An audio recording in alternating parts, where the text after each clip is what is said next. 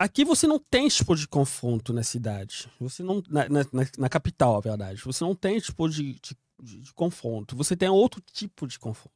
O que tem lá? Aqui, o contexto na cidade, ou na capital, ou nas outras grandes capitais do país, é o impedimento das liberdades básicas, né? Então, a liberdade de expressão, de reunião. De reunião até tem, mas de expressão, principalmente.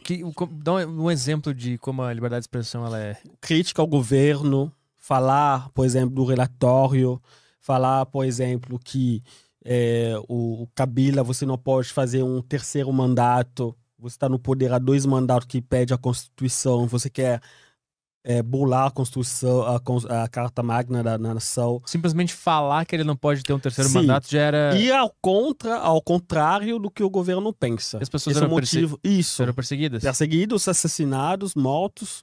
Teve contato violentados, com alguém sim. próximo que criticou o governo e Sim, sumiu? eu mesmo. Você tá vendo? Vou te mostrar aqui. Tá pegando aí?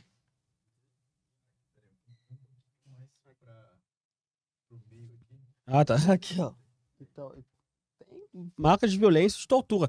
Porque assim, todo movimento, você vai na rua manifestar,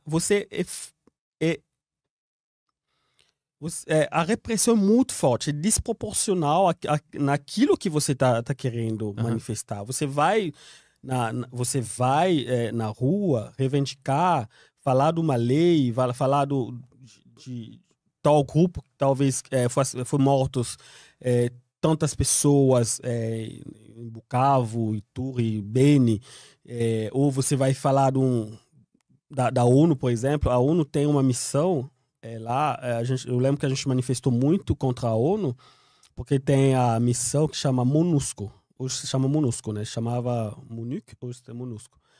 Então, eles estão no país há cerca de 20 anos, com o maior número do exército da ONU que está no Congo.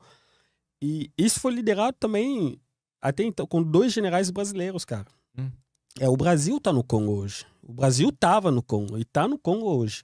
Então, o comandante das forças de paz da ONU, o atual e o anterior? O anterior, são brasileiros, são general de exército brasileiros. E como é que era o trabalho da ONU lá? Então, a primeira missão deles era uma missão de observação, né, do conflito. Cara, os militares vão observar o conflito, os caras se matando estão ali, ó, apitando o conflito, anotando, entendeu? Realmente tá morreu acontecendo. 15 e tal. Então, depois de um grande movimento da sociedade civil, né, das ONGs, né, dos movimentos sociais, e também dos outros atores do cenário político, isso mudou.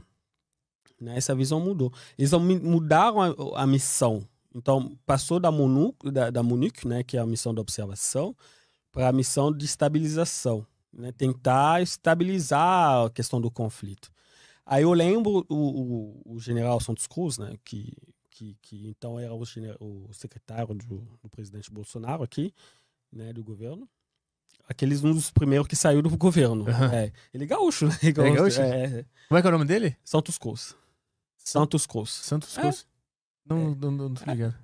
Então, ele, quando ele chegou, eu lembro quando ele chegou, ele trocou o quartel-geral, porque o quartel é na cidade de Kinshasa, onde não tem conflito armado. Então, ele pediu para a mudança do quartel. Então, o quartel saiu de Kinshasa para o Goma, na região que tem mais conflito. Ah, tá. Eu cheguei a conhecer ele aqui em São Paulo, na USP, né? Então, nós conversamos meio em off, assim. Tentei perguntar algumas perguntas chatas. Tipo, fala realmente o que acontece lá, né? Tipo, né? Porque o cara, com certeza, tem muitas informações. Ele sabe muito bem do rolo que tem.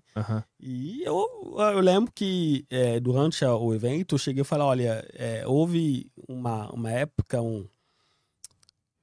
disseram que a ONU estava envolvida também. Tinha alguns ucranianos, né, no exército da ONU que vendiam armas, vendiam outras coisas para esses grupos e tal. Tentou esquivar da pergunta, né? Da resposta. Não... Então tem suspeitas que a própria ONU tem corruptos dentro da ONU. Tem. A gente tem essa suspeita, né? Porque eles estão no país. E acontece muitos massacres, né? E esse conflito já dura 20 e poucos anos, 23, 24 anos, e já fez um número muito grande dos mortos. A gente não tem a certeza dos números, mas nós calculamos pela frequência diária dos ativistas que estão na região, que eles mandam, né, desde 1998 até então, porque já o Mapping Report, já na época, até 2008, falava de 5 milhões de pessoas mortas. 5 milhões, já em 2008. Então, hoje, nós temos cerca de 12 a 10 milhões de vítimas. Se a gente vai no número de 100 mortos por dia. E são pessoas que não têm nada a ver com conflito. Nada a ver com conflito. São pessoas civis, né? Pessoas civis que, infelizmente, se encontram num cenário que envolve muita questão econômica, muita exploração do minério, com uma passividade do governo e também dessas forças que vieram do exterior com o objetivo de apaziguar. E tu mostrou a cicatriz que tá na cabeça. O que foi isso? Essa cicatriz foi... porque assim, quando eu não gosto muito de contar, mas eu vou contar. Quando meu tio, né, onde eu cresci, voltou, ele começou a trabalhar num partido político da oposição com o Kabila filho, né, que ficou 18 anos no poder. E eu já tinha uma visão política eu já estava na faculdade, a gente já estava com essa visão, e a gente conversava muito. E ele foi assassinado, ele foi morto, né, em casa. Então nós fomos levados, porque a gente morava, como uma casa gigante, a gente morava lá com alguns primos também, então nós fomos sequestrados, né, e torturados. E ele foi assassinado também. Quem fez isso? O governo ou esses grupos? Porque assim, é muito complicado. Na época de Mobutu, de Kabila, a maioria dos ditadores, eles usam muito o serviço secreto.